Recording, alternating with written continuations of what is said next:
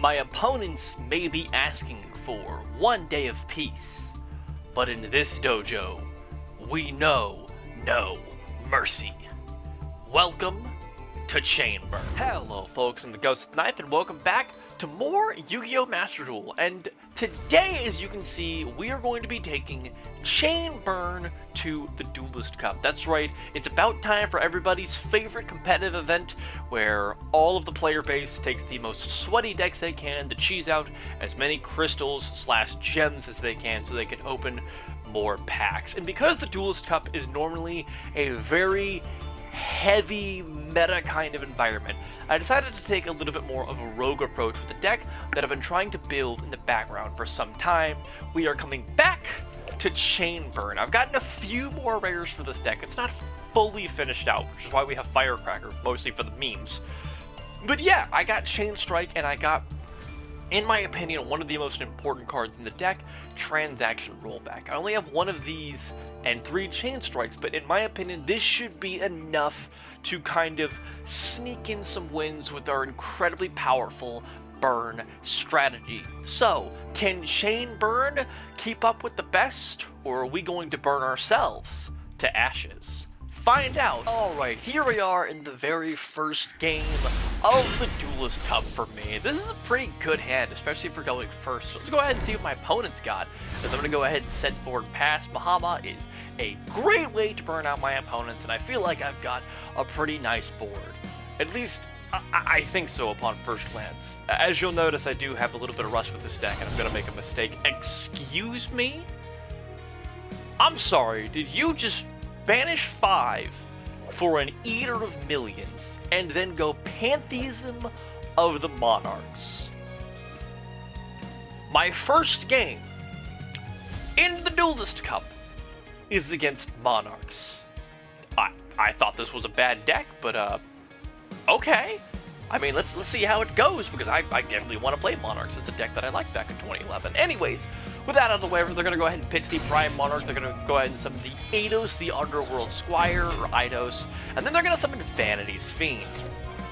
Now, you're going to notice me a minute make a misplay over the Vanity's Fiend. They want 3 cards. I'm just going to give them one of their 3 copies of the card they wanted, and you're going to notice my opponent's going to attack me, and I'm not going to activate Ring of Destruction, because I'm not registering that this is Vanity's Fiend. I think it's some weird monarch I haven't seen before that didn't do anything, and I'm thinking, okay, it's going to attack me, and I'm going to use Mahama to burn them back. But, you know, Mahama's a special summon, and I don't know if you know this, but reading the card explains the card. And if you read Vanity's Fiend, right there in the bottom text, cannot be special summoned, neither player can special summon. So yeah, I just took free damage for literally no reason because I can't read cards, but it's okay. I'm going to go ahead and activate Trapper to go ahead and get something out of my deck. We're going to go ahead and get a Morella. I'm going to use that Morella to go ahead and ditch my Transaction Rollback so I can use it to try to burn out my opponent. And the rest of this game is not going to be very pretty because there's rust and I don't really know what I'm doing yet with this deck. So I'm going to go ahead and activate Chainburn here, thinking, okay, now is a great time, or I'm going to activate Ring of Destruction, not Chain Strike, my bad. We're going to activate Ring of Destruction to destroy the Vanity's Fiend so I can special summon Mahama and also deal damage to my opponent, 2,400 to be precise, but it is also going to hurt me for 2,400, so my life points are a little bit lower than I really needed them to be. But it's okay, we're going to try to burn our opponent out here. My opponent's going to go to main phase 1, they're going to activate the Pot of Prosperity, and I'm going to make a bit of a misplay here. I'm going to activate Secret Blast. The reason I do this is because I think it's like Secret Barrel, and it does damage for each card in their hand and that they control. But as you can clearly see, reading is a really important strategy in the card game where you have to read the cards. It only does damage for the cards they control, so I'm only doing 600 damage here. And in a panic, I'm like, okay, well, I'm going to go ahead and use Morella to go ahead and get that back, and because I'm making a chain, I might as well try to get chain 4 for Chain Strike so I can do a little bit more damage. It's only 1,600. Could have done more if I just would have waited 3 seconds, but whatever, we're here now.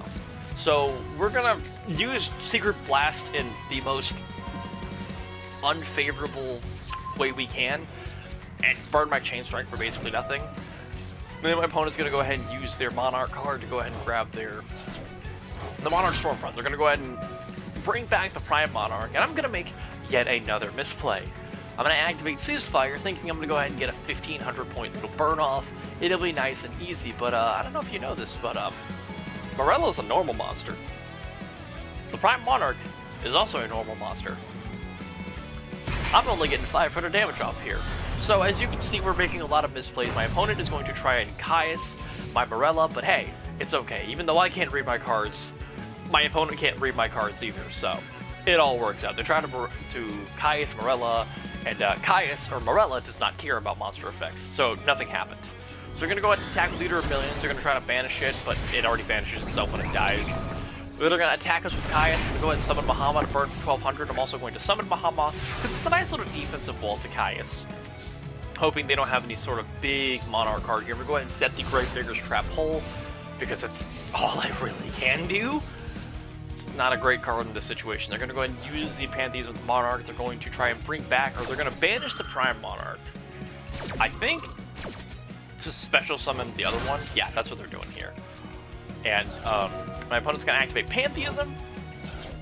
They're going to try and grab Pantheism or Frost Blast the Monarch. 2 copies of that. I'm going to give them Pantheism because I really want them to think that my Spell Trap is something dangerous and maybe not attack anything with something scary. They're going to go ahead and play Pantheism again.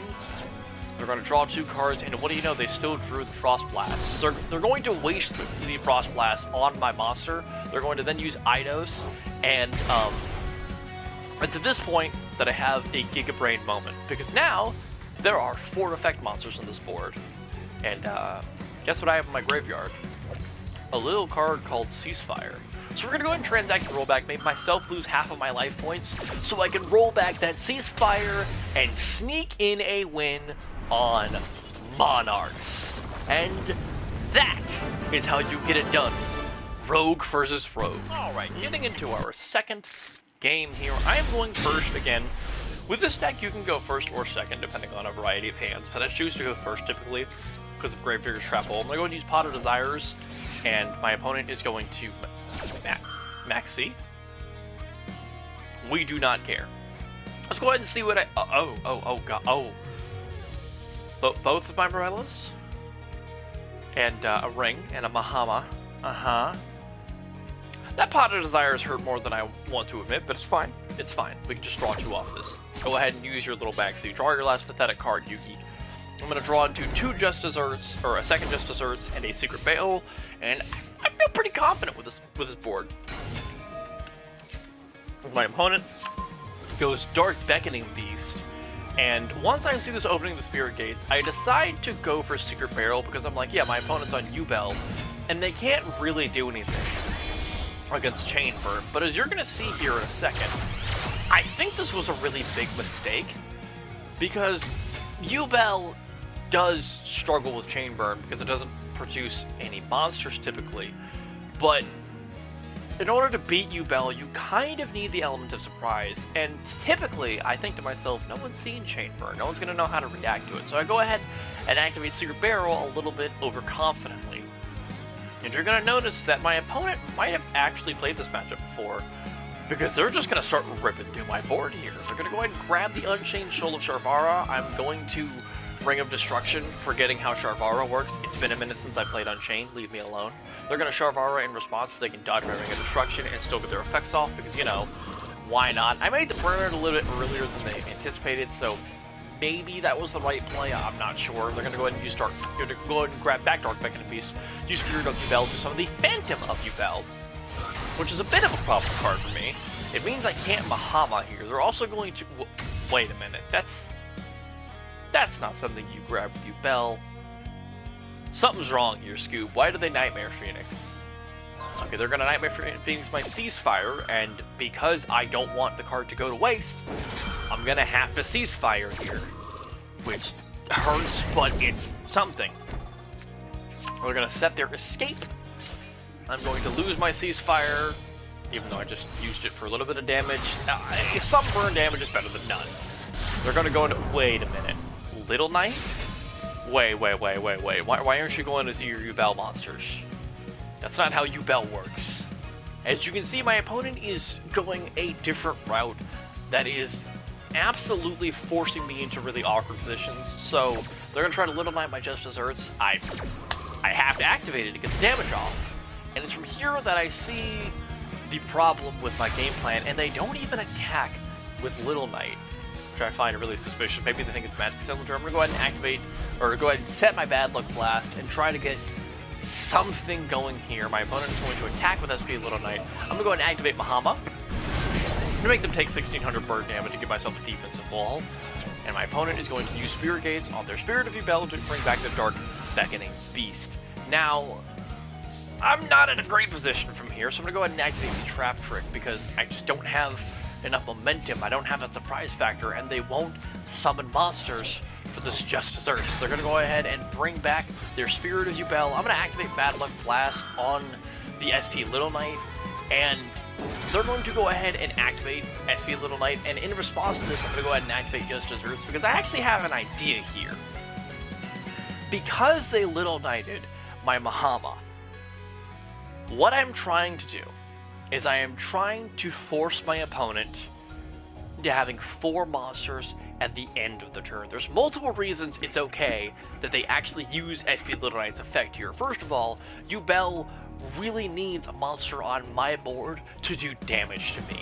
So by Little Knighting, they go ahead and get rid of the one thing they can use to do damage to me in a typical sense. So my idea here is that SP Little Knight is going to banish Mahama and itself until the end phase. Trap Trick allows me to set any trap from my deck that is a normal trap. So what I'm trying to do here is I'm going to use Just Desserts to ping them down to 2,000 life points. Because I have a quick idea here. The idea is that I can use Trap Trick to set Ceasefire and use it on the exact same turn. If this works the way I think it does, if they have 2 monsters during the end phase when Little Knight comes back, after Little Knight brings back Mahama and itself, I can Ceasefire them for 2,000 and win the game on the spot. That is if they cannot use Little Knight in the end phase. That is really the gambit here, and also that they don't somehow have 6,400 damage. But hey, they can't have that much damage. Yubel almost needs my monsters to do damage, right? So everything's going to be set into motion. We're going to go ahead and set the Ceasefire. Gives them Just Desserts burn. Both of our monsters are going to go away. They're not going to take damage, but they will go ahead and set the Nightmare Pain. And you know what? Go ahead and do your Yubel stuff. You don't have any monsters on my board to get damage off of. Go ahead, bring out your 0 attack monsters that don't do anything. Bring back your Yubel. That's not going to do anything either. I see you're running out of resources real fast there. Muckraker. Okay, that's cute. It's only 1,000 attack, though. What's that gonna do? They're gonna use Gruesome Graves from her to bring back Spirit of Yubel? Okay, none of these do damage. Excuse me? What are you doing with 2 level 10s?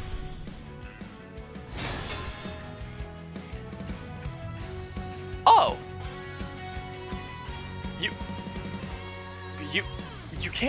You can do that. King Deus Ex Machinas does take 2 level 10 Fiend monsters.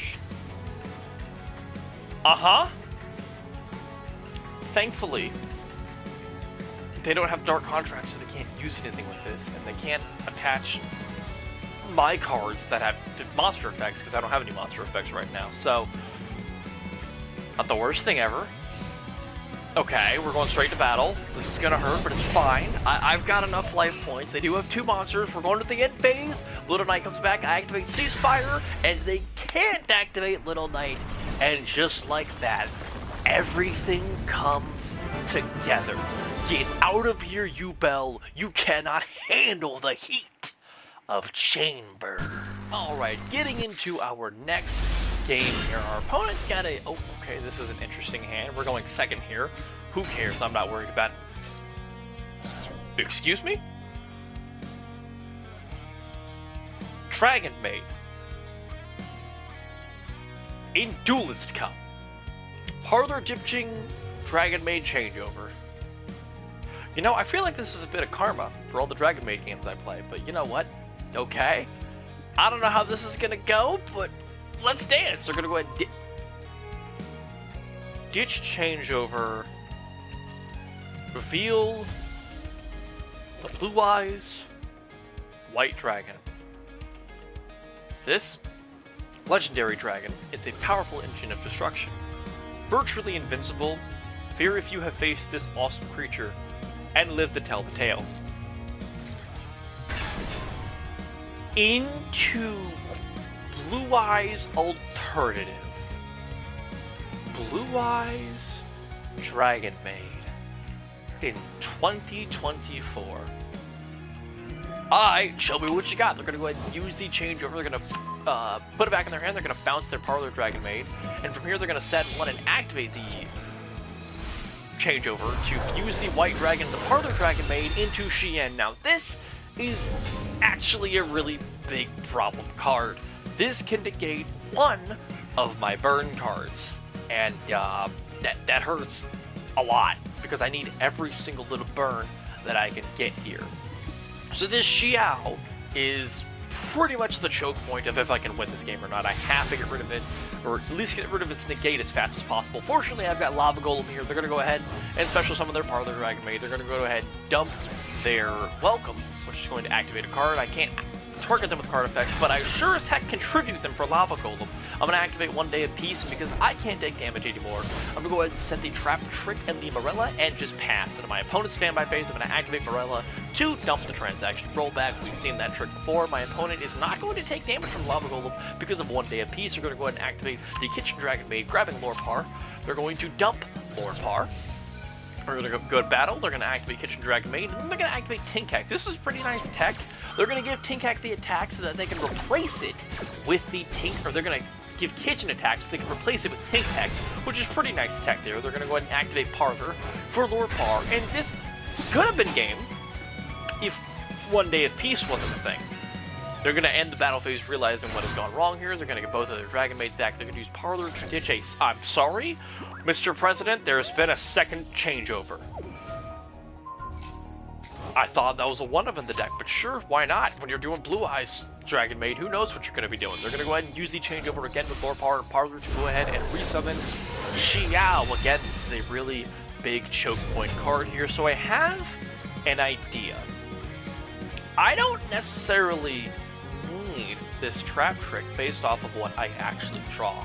So if I can convince my opponent to negate this, because who knows what I'm going to get out of my deck, maybe I can win this game. They're going to go ahead and activate Xiao, walking right into my trick. Go ahead and negate this card. You know what happens? You replace that Xiao with a House Dragon Maid, which does not have a negate, which is all I care about. They're going to go ahead and use the Dragon Maid Welcome to put a card back in their extra deck. They're going to buff up all their monsters, which is pretty nice, and what do you know? A second Ceasefire has entered play. And with this, I think I've got my opponent on the ropes. Lava Golem's going to do 1,000. They're going to go ahead and summon the Parlor Dragon Maid, and I'm going to go ahead and just activate everything here. It's time to say goodbye, Dragon Maids. You tried to clean me up, but you just quite couldn't. Because I have more than enough damage because you have 4 monsters in play. Excuse me? Tidying.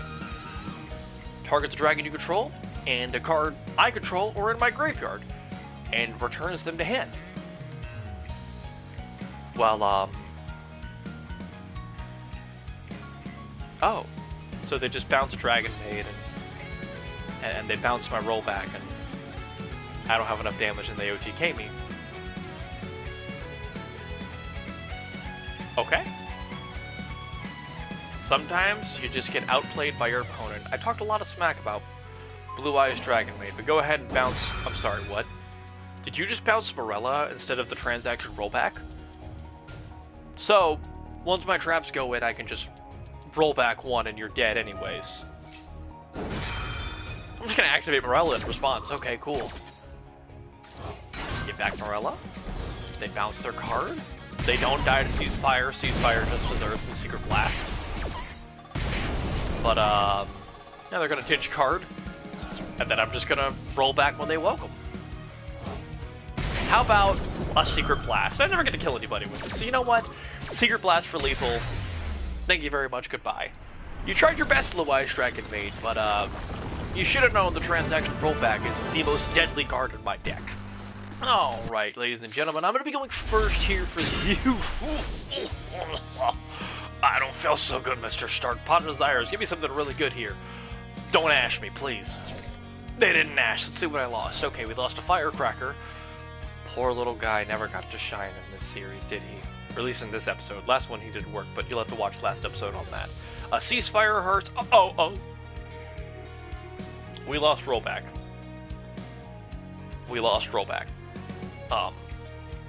Ow. My everything hurts. I don't want to be here anymore, Mr. Stark. Set forward and pretend like something good can happen out of this. We're gonna go ahead and use the Gravedigger's Trap Hole. Oh, it's Synchron. Okay. Don't feel as bad.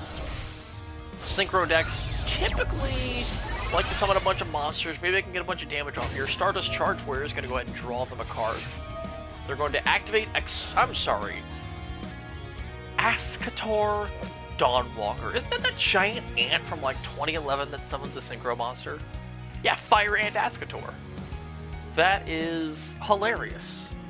Well, I'm sorry, friend, but you just activated a monster effect from your hand. Please negate that and take 2,000. Thank you, Gravedigger's Trap Hole. You've been very hit and miss this whole Duelist Cup session, but it's fine. You got there at the end. They're going to special summon. They're going to send a Stardust to just put it in the grave. Cool, yeah. Synchro decks, they do all sorts of weird stuff. Stardust Synchron and the other monster, Stardust Trail, are going to synchro summon into Stardust Dragon. Oh, Excel Synchro Stardust Dragon. Very powerful card, very hard to deal with typically. My opponent's going to summon their Trail, and I'm going to be taking 2,500 here. And you know what?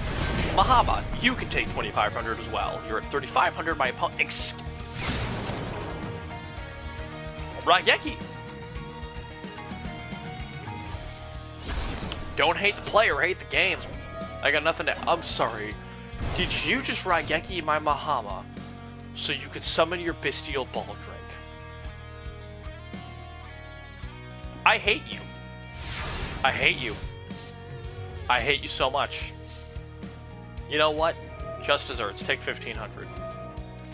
Then I'm going to Chain Burn to get a little bit more damage off. I've got nothing I can really Chain Strike off of here. I've got Boom Boom Game to protect my life points, though. So we're going to go ahead and make it take a bunch of damage. We're going to go ahead and summon Lava Golem. They are going to Synchro Zone back Excel. Well, I don't know if you know this, but you're going to take 1,000 from Lava Golem. And you have at least one card, which is at least 300 damage. And 300 is more than 200. You know what? No.